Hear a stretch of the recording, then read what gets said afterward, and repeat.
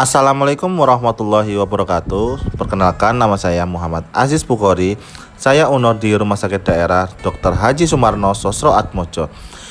Di sini saya pelatihan dasar CPNS golongan 2 Kabupaten Bulungan tahun 2022 angkatan 55. Analisis isu gagasan kreatif mewujudkan smart government. Masuk di pembahasan yaitu identifikasi isu. Dari identifikasi isu, ada isu pertama yaitu belum adanya stiker atau labeling bahan makanan kering di ruang penyimpanan. Faktanya masih ada yang belum dilabeli karena tempat penyimpanan masih belum tersandar, masih menggunakan lemari besi yang membuat sulit untuk melabeli makanan kering. Seharusnya harus dibuatkan rak susun sesuai dengan ruangan bahan makanan kering. Yang kedua, masih belum optimalisasinya media konseling dengan menggunakan leaflet. Dikarenakan COVID-19 baru menjadi endemi, maka penggunaan leaflet masih tertunda dan masih belum kunjungan ke ruangan. Yang ketiga, belum optimalnya penggunaan kartu stok sebagai inventarisasi bahan makanan. Faktanya, inventarisasi penyimpanan bahan makanan di instalasi gizi rumah sakit selama ini mengisi secara manual. Jadi pengisian kartu stok selama ini membutuhkan waktu yang lama dan proses pencatatan. Yang keempat, masih belum tersedianya pelayanan poligizi untuk rawat jalan. Rumah sakit selama ini masih menyediakan pelayanan rawat inap, sedangkan masih banyak pasien rawat jalan yang membutuhkan informasi tentang gizi seperti hipertensi dan penyakit degeneratif lainnya. Yang kelima, belum adanya media online untuk menampung saran dan keluhan. Wadah saat ini yang ada di rumah sakit hanya kotak saran, padahal ada website yang sudah tersedia tapi belum tersedianya dan dipromosikan tentang saran dan keluhan lewat media online.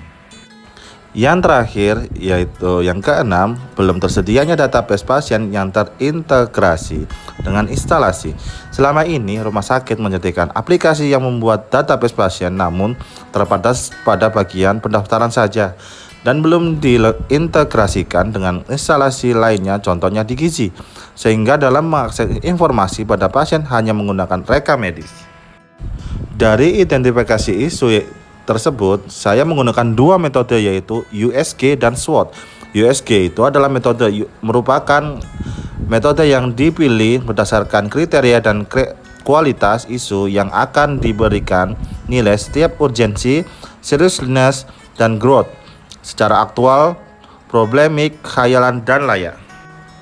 Yang kedua, media SWOT merupakan sebuah metode perencanaan strategis yang digunakan untuk mengevaluasi kekuatan, kelemahan, peluang, dan ancaman suatu proyek atau pekerjaan dengan melihat kondisi internal maupun eksternal yang selanjutnya akan digunakan sebagai dasar untuk merancang strategi dan program kerja dengan penentuan tujuan yang spesifik dan terorganisir.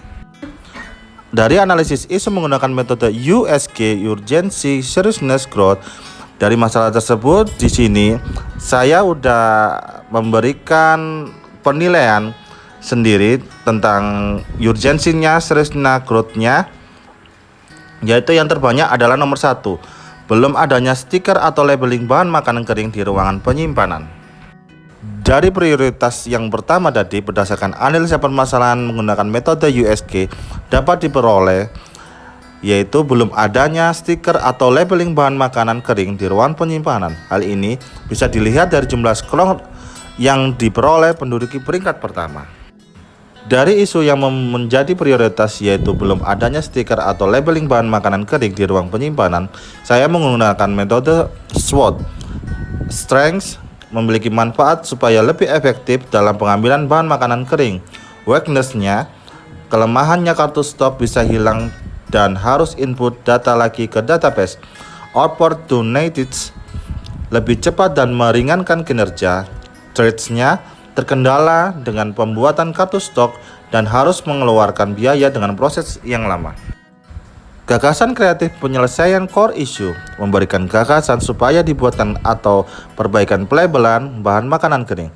Yang kedua, melakukan konseling di ruangan dan media leaflet. Yang ketiga, melakukan gagasan ke petugas IT supaya dibuatkan saran dan pendapat, melakukan promosi terhadap saran dan pendapat melalui online. Yang keempat, memberikan gagasan kepada pimpinan supaya optimalnya penggunaan kartu stok sebagai inventarisasi bahan makanan. Yang kelima, melakukan konsultasi agar database pasien bisa terintegrasi dan dengan instalasi. Yang terakhir, memberikan usulan untuk pelayanan poligizi untuk rawat jalan. Sekian materi dari saya. Sebelumnya saya minta maaf kalau ada salah-salah kata atau salah-salah pengucapan. Terima kasih. Wassalamualaikum warahmatullahi wabarakatuh.